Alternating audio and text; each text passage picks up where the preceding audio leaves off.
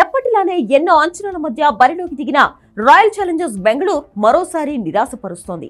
ప్రారంభ మ్యాచ్లో Chennai super Kings చేతిలో ఓడిన ఆర్సీబీ తర్వాత సొంత మైదానంలో పంజాబ్ కింగ్స్ పై గెలిచి ఘనంగా బోణి కొట్టింది. కానీ ఆ తర్వాత హోమ్ గ్రౌండ్ లో జరిగిన 2 మ్యాచ్ల్లోనూ విఫలమైంది. కేకేఆర్ లక్నో సూపర్ జెయింట్స్ చేతిలో దారుణంగా ఓటమి పాలైంది.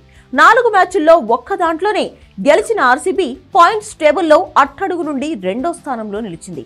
మరోవైపు ఈ సీజన్లో అత్యధిక పరుగులు సాధించిన జాబితాలో విరాట్ కోహ్లీ అగ్రస్థానంలో నిలిచాడు. 67 సగటుతో 203 పరుగులు చేసి ఆరెంజ్ క్యాప్ ను అందుకున్నాడు. అయితే బెంగళూరు తిరిగి గెలుపుబాట పట్టాలంటే కోహ్లీ 15వ ఓవర్ వరకు క్రీజులో ఉండాలని ఆర్సీబీ మాజీ ప్లేయర్ ఏవి డివిలియర్స్ అన్నాడు. విరాట్ కోహ్లీ మంచి ఆరంభాన్ని అలానే కొనసాగించాల్సి ఉంది.